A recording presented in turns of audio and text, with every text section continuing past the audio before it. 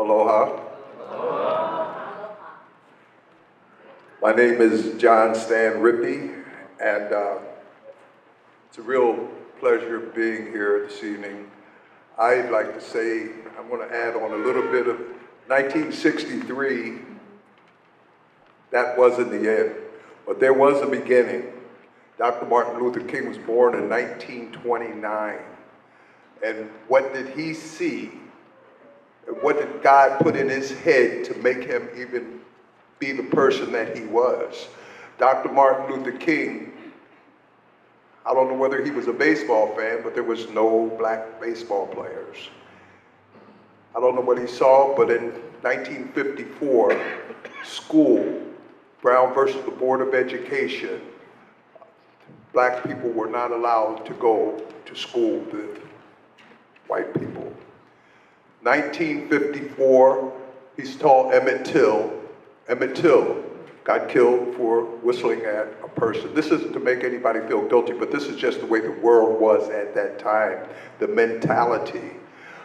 And then in 1957, Little Rock, Arkansas, Dr. Martin Luther King, he saw where kids just wanted to go to school. Lady was on a bus. She couldn't ride the bus. Then there was the Freedom Riders. Then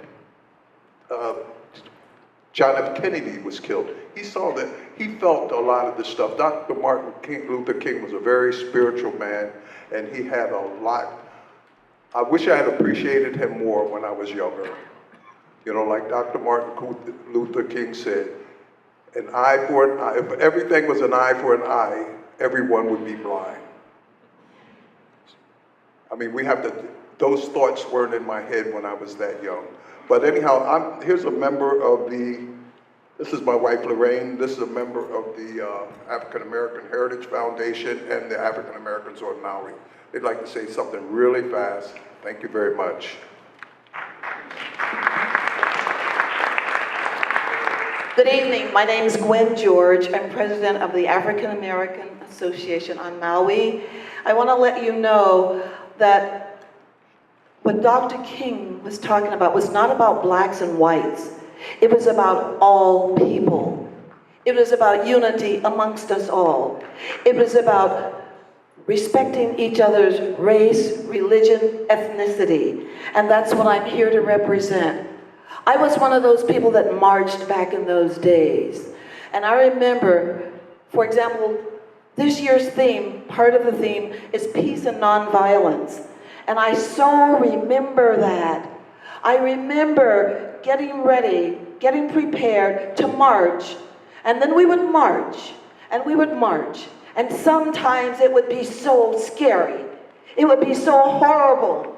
And because people would be shouting obscenities and throwing things and doing just horrible things. And we were reminded at all times, you must remain and keep your dignity. You must remember that you are here to represent peace. And so how did we do that?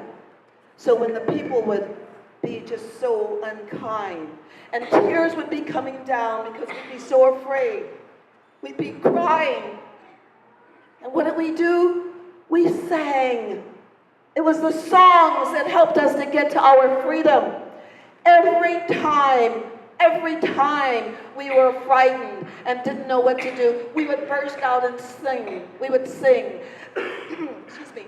During those days, many of you know, some of you don't know, there were swimming pools that blacks were not allowed to go to. We couldn't go to the parks.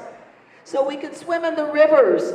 And so a song would come up, and we couldn't ride in the front of the bus. If you miss me at the back of the bus, you can't find me nowhere, come on over to the front of the bus. I'll be riding up there. If you miss me in the Mississippi River, you can't find me nowhere, come on over to the swimming pool. I'll be swimming right there. And there were songs like that just went on. And that's what gave us our courage.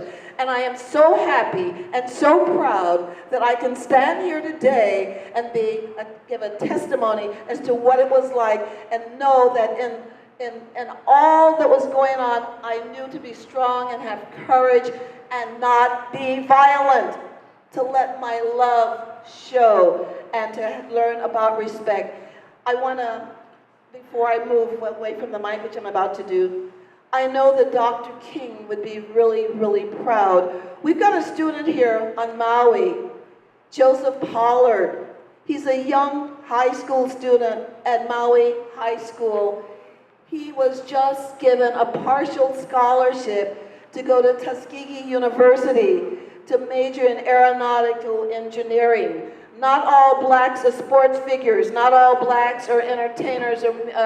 We are scientists and all of those other things. So I just want you to, when you hear the name Joseph Pollard, he's a student. There's a scholarship fund.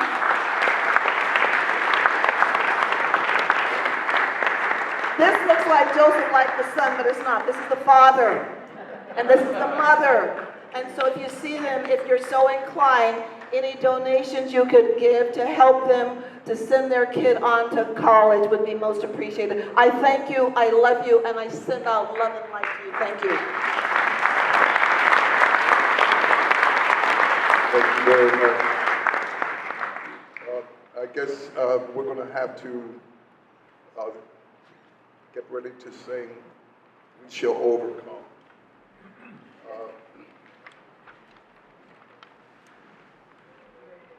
However, I want everyone to know that my voice isn't that great, so everybody's going to have to help sing.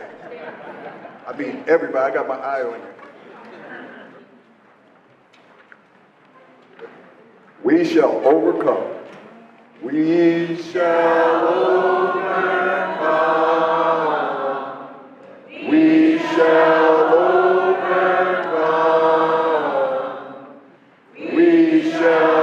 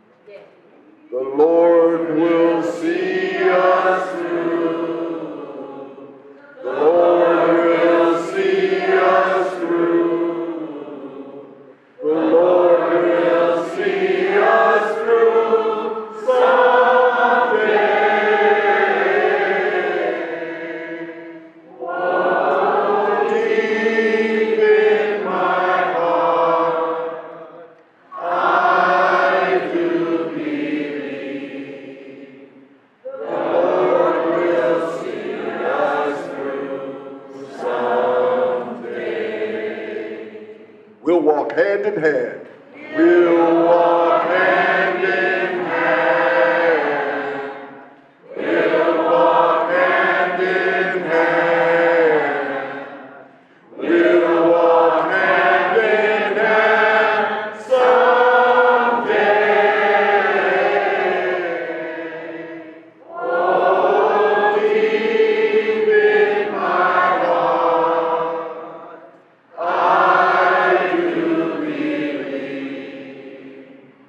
we'll walk hand in hand someday. We are not afraid. We are not afraid. We are not afraid. We are not afraid today. Oh, deep in my heart, I do believe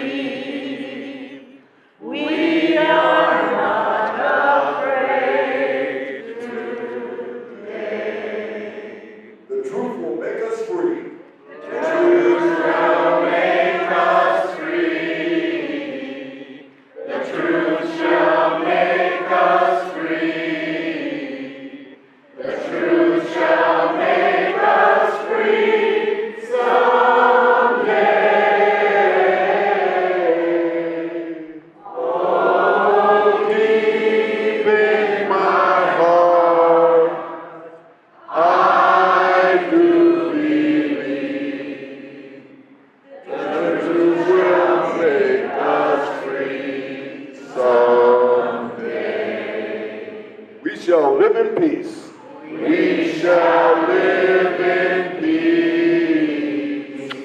We shall live in peace. We shall live in peace someday. Oh, deep in my heart, I do believe we shall live in peace someday. God bless everyone. When we let freedom ring, when we let it ring from every village and every hamlet, from every state and every city, we will be able to speed up that day when all of God's children, black men and white men, Jews and Gentiles, Protestants and Catholics, will be able to join hands in singing the words of the old Negro spiritual. Free at last! Free at last! Thank God Almighty, we're free at last.